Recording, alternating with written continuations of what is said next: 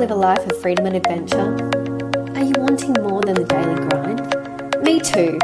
Welcome to the Emma Lovell Show, a place where we talk about living a life you love now.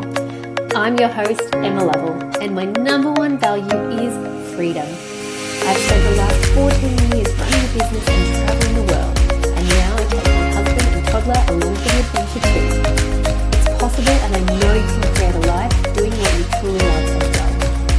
This podcast will inspire, motivate, and encourage you to go after your dreams, to create a life you love and to live it now, not wait for a time or someday in the future. I'll be sharing episodes weekly about how I harmonise business, travel, and self-care. I'll also bring on incredible guests to share their journeys, the wins, the challenges, and how they're creating a life they love. Let's jump in and get dreaming. This is a space for you to manifest a life you love. I would like to acknowledge and recognise Aboriginal and Torres Strait Islander peoples as the first peoples of this place, now known as Australia. I am grateful for the continuing care of the land, waterways and skies where I work, live, listen, learn and play. From here on Yugambeh country and from wherever you are listening, I pay my respects to the elders past and present. Hello and welcome to the podcast today. I'm not going to sugarcoat or jump around or lead in any way. We are moving to India.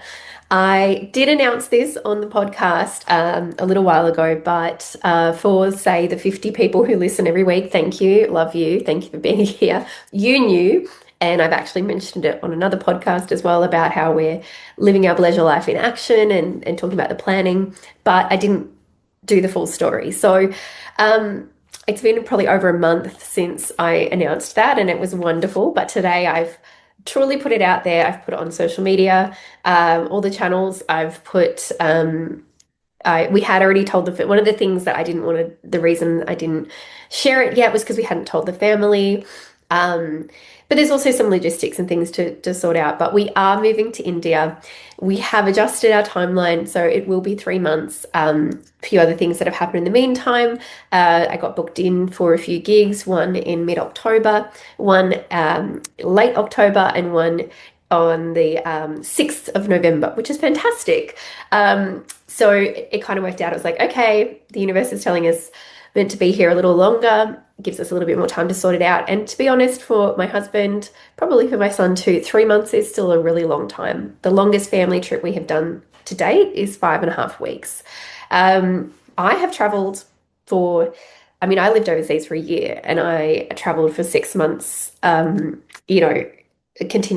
months continuously. And I lived in Mexico and I've done a ski season in Canada and I've moved to a city with 3 weeks notice. So this feels very normal to me, but obviously I haven't done that with a child and a husband and a lot of the responsibilities. But it's been really interesting sharing the news and the questions that come. So I'll answer those questions to you. And it's kind of funny. I do think, and I will do a post about this as well, is like when I was 22 and people 24, sorry, when did I go? So I went to India 2012. I spent 2 months in India. So this isn't my first rodeo. I've lived there for 2 months. I had a wedding to go to and I had a conference to go to, and I just was like, I'm just going to go over. Ended up picking up work over there. I worked in my freelancing. I was working, throughout the time I was there. I was north, south, east, west. I was everywhere. Not so much west, actually. I need to do a lot more of the west of India. No, I need to do more of the east. I've done the west coast, not the east coast. So there's lots more to explore, but I went all over the place. I skied, I went on houseboats. I, stayed by the beaches in Kerala. I was in the desert. I was everywhere. Went to a couple of weddings, went to a couple of conferences, did a lot. So this is normal. But what's been interesting is, when I was like 24, 5 doing this, nobody asked me about how I was going to work or how the money was going to be or what was going to happen with my house or what was going to, I guess I didn't have as many things to be concerned about. But it's the interesting thing that I'm finding is like, we are actually in a far better position to be doing this now than I was when I was 24 or 25. Like, I did end up getting a guy to like sublet my place. Like, he came and rented off me. So that was all fine. But I didn't own a property then. I didn't have shares or investments. I didn't have, I guess I'd had enough money to go, kinda, but I worked while I was there. I definitely came back with very little. Whereas while we're planning for this, we're talking about having, like a huge chunk of money in the bank as buffer and having, we have a home that, if worse comes to worse, we can't find someone to come in it, we can cover those costs while we're gone. We're just in a far, my husband will be coming back to a job. I have clients and work that I can do from anywhere, and everybody knows that. But it's been really interesting. One of the first questions has been, I guess people understand I'm the pleasure queen. It's my pleasure life. I have totally proven that I can travel the world and make money. Not a concern. But everybody says, what about Matt? What's Matt going to do? And, I started to kind of get irritated and I was like, whatever he wants, nothing. Like, isn't that the goal? Isn't that the dream for a lot of people to get to do nothing for 3 months? I know what they're asking is how will his work allow it? So that was obviously a conversation that we had to have. They still have to finalize all of that, but it really wasn't an issue. Asking was probably his biggest challenge, but he'll take leave without pay. He'll potentially have some leave at the start because he gets paid leave, which is to someone who runs their own business is like still flabbergasts me that you just get paid when you're not there. I understand how employment works, but the asking, I don't.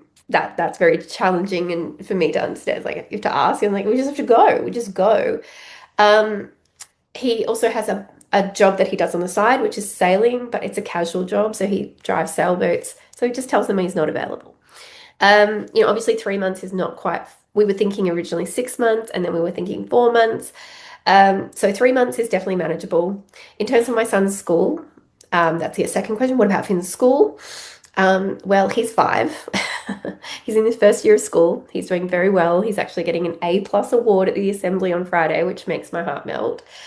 But he's an extremely adaptable boy, and he missed 3 weeks the second term, and he just had to do a little bit of catch up.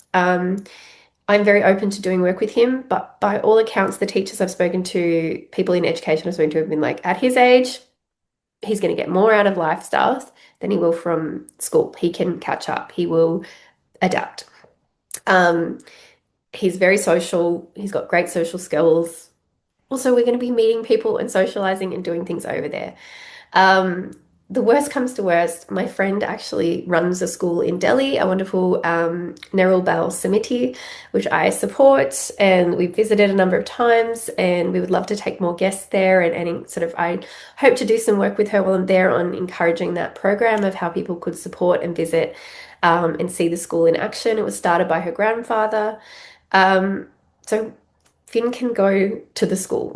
We can hang out in the school in the day, or he can join in classes. We'll discuss how that works. But there is literally a physical school that we know very well that we could go to if he needed to. But in terms of curriculum, they're not fussed. The teachers, the school, when I initially said it, which was over 6 months, I was initially thinking term 4 of 2026 and term 1 of 2027. And they were like, okay, great, what for? Like for work or, that's exciting. And they just said that they would have to put in an exemption if it's over 12 weeks. So now that it's not over 12 weeks, it's actually probably going to be 6 weeks. The school can do that. And it seems like the school is very supportive of these activities. I understand not every school is, but they are. And I just think it's always like, ask the question. Just ask the question. But I am not in any bone of my body or worried at all about Finn having time away. I know families who do it, I know children who do it, and I understand that some people have difficulty with that and do have a trouble with reintegrating. But I know my child, I also know that this is very normal for us, this transient life, and I do feel that that time together as a family is invaluable, and the time in a whole nother culture surrounded by people who are loving and caring and interested in him could not be more of a valuable life experience. So there you go. So that's Matt's work covered, my Finn's work covered, Finn's school covered or work covered. My work, obviously I just work the way I work. I will be on a different time zone. It's only 5 hours. It's not that big a deal. I find that structure actually works really well because what I'll tend to do is probably wake up, work for 4 or 5 hours, which is potentially the Australian day. or get up a little bit earlier and work, and then the rest of the day we have together. I don't also the nature of my business and the way that I do my work, I don't need to work 9 to 5. Some of the things I create in batch, sometimes I'm working all day with a client or I'm working at an event for multiple days, and then I have other days free. So my schedule is very adaptable. A large part of us going to India is that I partner with a travel company in India. I have done for 9 years. So we'll be celebrating our 10th year when I'm there, which is so exciting. 10-year anniversary of working together in January 2027. And that's just growing. We now have a dedicated retreats page on the Indusbound website. We have repeat retreat host clients. We have referrals coming through. So we are having that side of it is growing and requiring more time. It's also that we have a lot of destinations. We have sort of standard destinations that we go to, but there are so many destinations that my colleague wants me to explore. I want to explore. India is a huge country. It's so dynamic. It's so diverse. Environmentally, like I said, desert, mountains of snow. You've got lush rainforests and the highest rainfall in the place called Meghalaya. You've got the tropical beaches of Kerala. There is the Andaman Islands, which we will be 100% going to, which is a diving hub. Like basically they say it's like kind of like the Maldives of India, and people just don't know about it and don't go to it. So my role is to go and to see these places, woe is me, travel to these places, experience them, and show our clients, both our retreat clients and our private travel clients, that these places are available. And of course, we're going to see the Taj Mahal. Of course, you want to see those bucket list items, but that is just the very, very tip of the iceberg of what India has to offer. Also, a lot of our clients coming are probably of the meditation, yoga, spirituality lens, because of course, India is the home of that. It's where yoga initiated. So we do naturally have those sorts of clients, but it also lends itself to writing. It lends itself to business development, personal development. There's like corporate opportunities, corporate retreat opportunities. It's just such a growing place, and their service level and their luxury, their approach to luxury and travel, like you'll just start to notice that it is rising and rising. So it's an exciting thing to be a part of. And although people might know, like I'll wear my India stuff and I visit and they're like, what's with India? I feel like being there and being there during this time is really important to understand that connection. And like I said, how much it is part of the business. Certainly the retreats business has been a huge part of the growth, is that we specialize in South Asia, India, Bhutan, Nepal, Sri Lanka. But we can do retreats anywhere, of course. As a retreat consultant, I can help people anywhere. I've just found that that model that we have there has been one of the best. And of course, I know it so well that people associate with me with India. I have the travel partner. We work together. I'm the Australian representative. So it all makes sense. Um, there are a few other announcements. I'll save one of I don't know if you're listening, you can have it. But I'll do a bit more of announcement. So I've been talking a lot about an evolution, and it's not a pivot, it's not a rebrand, whilst although Rest and Receive will be getting a little bit of a makeover, it's the positioning that has changed. That's truly what so I call it a repositioning. Even myself as a repositioning. So and it's challenging to talk about all the work I do because I have always will and always have had multiple things. So in terms of my offerings with Bleasure, that stays the same. So I am the Bleasure coach. I live a Bleasure life, but I would say that it's probably more in the consulting lens, and it's what I thought Bleasure would lead to in the first place. But I thought it would be more in the corporate space, which is still totally an opportunity. But I find myself consulting in more than coaching. Use which term you want, but I help people to live their Bleasure life, and I help people to build in leisure into business, business into leisure. That's what I do. I live by example and I share that. I have the Bleasure Life Plan, which is a course which is available at any time. I have coaching or consulting packages available at any time. My book, The Art of Bleasure, is available at any time. And then the other primary thing that I'm doing with through Emma Lovell, I guess, is speaking and emceeing, and that demand is rising as well. So, consultant and speaker is kind of, if somebody has to give me a job title, I'd say consultant, speaker, author. But authoring doesn't, the only way to work with me as an author is to buy my book, or for me to do presentations. I did have some of people at the end of last year buying packages of books. So I sell 10 books or 20 books. Those are available to purchase. And then I do a presentation with that. So people tend to buy them as client gifts, and then, I'll go and do a guest masterclass within their program or for their clients or for their staff.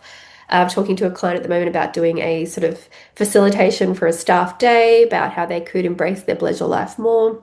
So, I sort of always go to my work with me page, but, also just send me an email or a note and we can talk about it.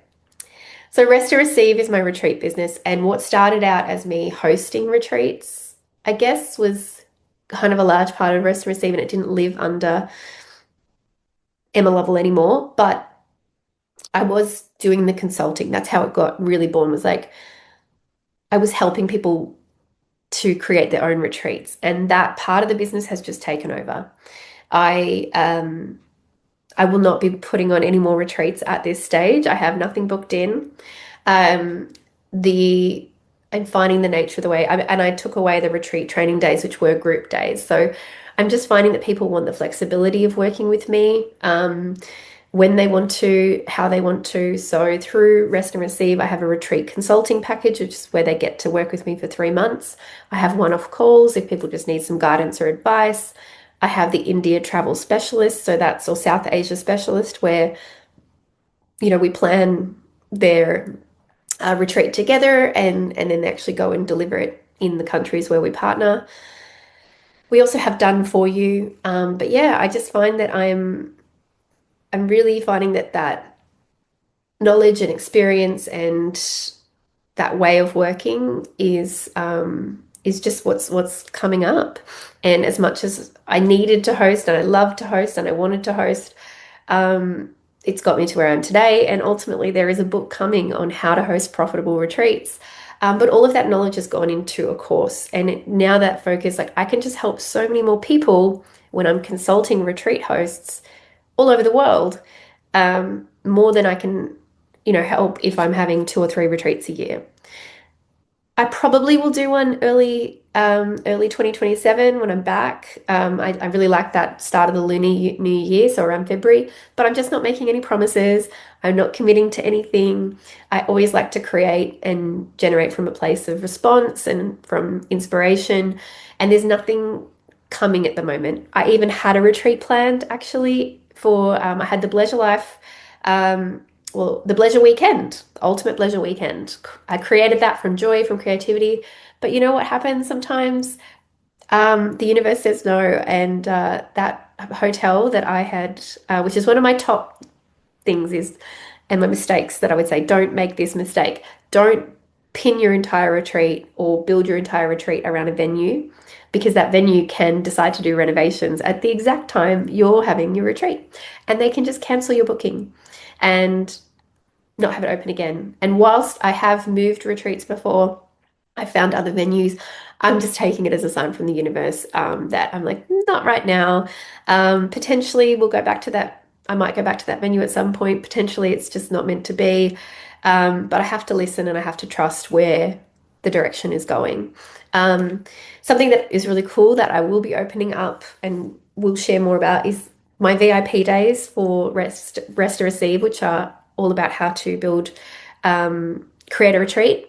I mean, I can also offer these VIP days for Pleasure Life. We can, basically it's a private retreat. We would work together and in a fabulous destination.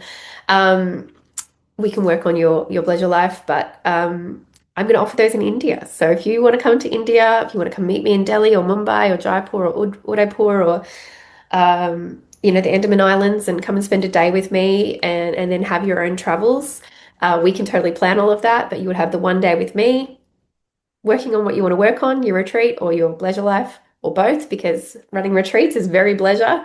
And we could do that over there. So I think there's fun possibilities to come up. I'm open to that. But as I would say to any of my clients, like creating a retreat, finding the time, the people, the destination, and all of those stars to align. Like it just makes me look back at all of the ones that I have created and gone, wow, what a blessing, what a gift that all of those worked out so beautifully, the wonderful, beautiful people that I've worked with, but it can take a lot to get that to all work together. And it's just not where my energy is at the moment. So my energy is now using all of that to support my retreat hosts so that they can run their beautiful retreats. And then the support to that is, and I guess another announcement is that I actually bought a business last year. And I remember being in Bali in September and telling a friend, she's like, you've got to talk about that. You've got to talk about that more. But we had really just finalized the sale then. I was approached 1 year ago, in July 2026, by the fabulous owner, Sarah Wilmot of Retreat Me Happy, which is a website which is basically a directory for retreats. It's where people can list and promote their retreats. That business has been running for 7 years. She started it 2019, unfortunately, very not great timing with, um, you know, COVID and all that for a retreat platform. But also just she has other businesses and they took the lead. So I had actually thought to approach Sarah and to ask her if she was ever going to sell. And she ended up approaching me. So the universe told me that was the right time.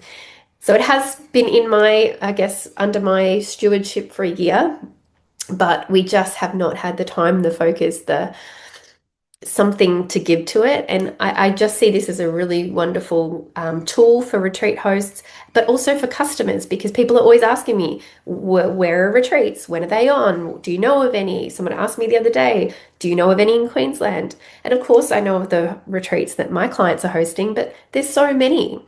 And I want to have a curated database of quality, beautiful, wonderful retreats that I can hand on heart recommend. And that is going to be what Retreat Me Happy offers. It will have its own YouTube channel slash podcast. It has a blog, so we'll be populating there. Information for, the website is predominantly for attendees to use, but there's a whole nother function that is possible, which is for retreat hosts to use it, not only as a marketing and promotion tool, but also to find suppliers, because I'm also always being asked, do you know a yoga teacher? Do you know a massage therapist? Do you know a facilitator or a speaker or, somebody who can organize a retreat? Me. um, do you know any travel partners?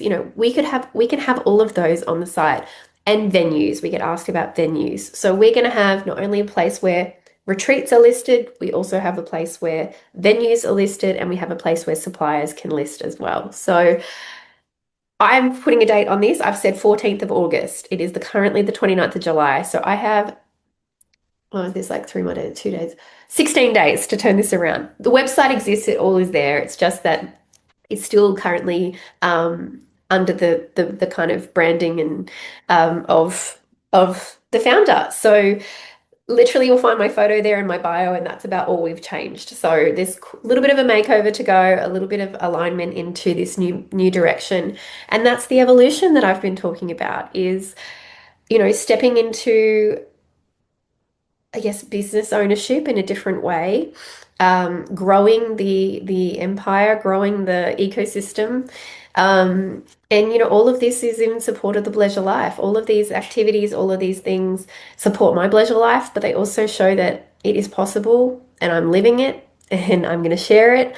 And I am truly aligned in my values of what this is. And I'm just starting to feel emotional because today, when I posted, we are moving to India, I posted that at 11:11. And 11:11 means alignment. It means because you've got 1111. Numerology, it's like, literally. And someone said also the 11:11 is like bamboo. It's like it's strong. Bamboo is very strong, but it's also flexible. But it's like that lined up. That was a really cool analogy. So whenever I see that, I'm like, I know I'm on the right path. Thank you, universe, for the message. Good things are happening. Good things are coming. But ultimately, I know that I am my best self when travel is involved. Um, I treasure travel because of the time and the space it gives me, and I want to share that with my husband and my son. I miss them terribly this year. I miss them so much. My husband's at work. He's, as I said, working two jobs. My son is at school. I'm off doing things. I recently did a job that I will share a podcast about. It was a very weird little interlude, lots of learnings, and there was a night where we didn't even see it. We saw each other one night in the week. And I'm like, this isn't what I signed up for. This isn't the life I love. This isn't my life. The life I love is spending time with them. And I do work. And when I work, and you've seen me work, like I do work. I'm just not here anymore for hard work. I'm not here for work that drains me. I'm not here for hours equals productivity. And I think that we can learn together so much in this time. And I just want to share that with them. I want to be with them as much as possible. And I just, if that means moving to India, I've done it before. I've gone, if that means going to Europe, so be it. So if I must, I will. Um, and we're also open to the fact that it might not work for us. And then we'll change our plans and we'll come home. And it's fine. It's fine. But if you don't leap, if you don't try, you never know. And I do, what someone said to me when I was talking about this, I felt really quite, in a way, desperate. I got back I needed an adventure and had this realization. We've been on the Gold Coast for 10 years in October, and I love it. And I know that we're going to be here for 10 years more. Like, it's a great base. It's a beautiful place to live. It totally supports our lifestyle. But, Matt's been at his job 10 years and potentially will be there more. Nothing changes if nothing changes. And I'm so used to adventure being a huge part of my life. And I used to take these big 2-month, 3-month stints, and people could say to me, well, but now you're a mother. And it's like, so why can't that be my son's normal? Like, why can't this seasonality be our way of being? It may not be for him forever, but this is normal to us. Even throughout Matt and I's relationship, I didn't go away. I didn't want to go away from him for those big chunks, but he couldn't take as big a chunk. But we've had 7-week trips, multiple 7-week trips. We've had 5-week trips. We've had 3-week trips. We've multiple times throughout the year. This is our normal. This is just a little bit more expanded of our normal. And the bigger the thing, the easier it is for me to say yes. So we've had a lot of discussion. And we're working through everything, and there will be lots more to come. The other thing that people are asking, and I'm very much putting this announcement out there for this reason, is what are you going to do with your house? Well, we own it and we can let it out. So we've often had pet sitters, but obviously just this is a longer time. So we are looking for someone to come and stay in the home, preferably for the 3-month period. So if you know anyone who would love to do a 3-month stint on the Gold Coast, a paid stint, so as in you will pay for our home. It's like a rental, like fully furnished. We'll put away some of our private things, but fully furnished home, just bring your suitcase and stay. We have a beautiful pool. We have access to the beach just there.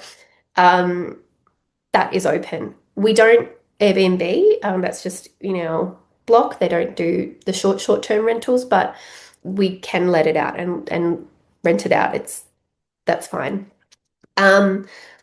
And then, if you would like to, the cat can stay here. So if you would like to have our cat, and, for me as a young person, if I could have rented a place with a pet, I would have loved that. So T'Challa does come with the house, but also if people don't want that and aren't willing to have our pet or the responsibility, we understand that. And we have at least 3 homes who are willing to take him for that 3-month period, where he will be very loved and doted on. So he will be taken care of, and I will miss him terribly. If I could take him with me, I would, my cat T'Challa, but it's not possible, and it would not be fun for him. Who knows though? People go hiking with their cats and stuff, so maybe in the future. If there's any other questions, I'm sure there are. I'm sure there's like visas, insurances, all those sorts of stuff. But yeah, as I said, this is pretty normal for me. I'm already speaking to my travel agent. Already speaking to my business partner over there. We were based predominantly in Delhi, but also Mumbai. We have wonderful friends. We'll probably stay within Mumbai a couple places. Delhi, we might stay with friends a little bit, or we will do, there's some fabulous Airbnbs and some really cool areas in sort of South Delhi, and we'll probably just get some Airbnb there, very reasonable living costs. But then we want to be exploring too. So there's a few itineraries that we'll be locking in, the Andaman Islands. I hope the national park in the north where the rhinos are. There's a festival on that I hope we'll be there in time for. There's obviously Diwali. Um, there's some really cool things. I'd love to get the boys up to the mountains, Shimla. Um, if I could, if we could do a little bit of skiing, that'd be amazing. We'll definitely be in Kolkata at some point because I've never been to Kolkata. We'll be going to a place called Puri, where my family friend is from. Orissa and Puri is a very beautiful part of the world with some amazing natural things. We'll be trying to find things that definitely Matt is very interested in nature. Obviously, I am as well, and very interesting for Finn. So, yeah, there's some places that I'm like, we must go to because I've been wanting to go for years. And then I'm really open to my colleague and also our partners over there asking us to come and see places and experience them because then we can share them with our clients. So I'm just really open to what's going to happen. And I think it's part of the adventure and we will be very willing to adjust. We're also going to go to Nepal. So there's a lot to fit in. So I will share the main itineraries when we have the big ones because I know that there's people who want to participate. I have a girlfriend who might come over for New Year's. It actually is a really open invitation. If you've ever wanted to go to India, if you've ever wanted to experience India, but you've maybe been a bit scared to do it alone, by all means, come over, say hi to us. We can plan you your own private trip and whatever you want to do there. But just to know that there's people in the place, in the country, we can hang out a little bit somewhere. All of that is super open. So I'm really excited to see what happens. Can't wait for the flood of questions that's going to come on my feed today. So I'll just be sharing this and saying, watch it. Um, our families are somewhat supportive, but they also know that if they tell us no, we'll just double down. Well, I will double down and do it harder. So, again, it's very normal for my parents to see us traveling. And my husband also did 9 months living in Bahamas. So, and his other brother lives in Canada. So, Matt's brother lives in Canada all the time. So, travel is very normal in both of our families. Matt also lived overseas till he was 9 years old. So, I'm like, you can't ever really kind of he lived in Hong Kong, Singapore, and Switzerland before he was 9 years old, and then came back to live in Australia and go to school. So this is just us, exploring that path as a family. I'm so excited. Thank you for listening. Obviously, lots of updates here. We've got India, we've got Rest and Receive having its little makeover, we've got Retreat Me Happy being introduced into the leisure ecosystem. But yeah, as I said, if you're sort of like, how do I work with you, Emma? I'm interested, but I don't know. I do have a work with me page, but just send me a text, send me a message, send me an email. Let's have a conversation. Um, I'd love to support you. And if any of this is something that you're like, I want to do that, let me at least be your motivator, inspirer, encourager, consultant on how you can create that in a way that works for you in your life. Here's to living a pleasure life. Here's to living a life we love now, not one day, not someday. Oh, that was the one other thing I wanted to say. Somebody said to me, Emma, in 15 years, you're going to have all the time in the world. You're going to have all the time in the world when Finn is off out of school doing whatever. And I'm like, yeah, I have no doubt that in 15 years I will be in India. I have no doubt at some point I might own a property there. Like I might even, me and my friend are like, let's just buy a little, what are they called? They're like old, I can't think of the words now. But let's buy one and turn it into our own venue. And I don't know, I have visions of that and that's fine. I know that me and India are in an ongoing relationship, but I don't get that time with my son again. I don't, me and my husband, we can have all the time in the world later too. And we can, or, some people can live lives where they live 6 months together and 6 months apart and be very happy in a relationship. We can travel together, we can travel apart. We will have so much freedom. I understand that, but I want the freedom now. And I don't think I have to wait 15 years to get that. I don't think you have to wait 15 years to get that. And I don't think you always get 15 years. You don't always get the time that you think. And that is exactly why I wrote my book, because I had loss after loss after loss with people thinking they had more time and they didn't. And I just am being called to do this and I want to do it with them.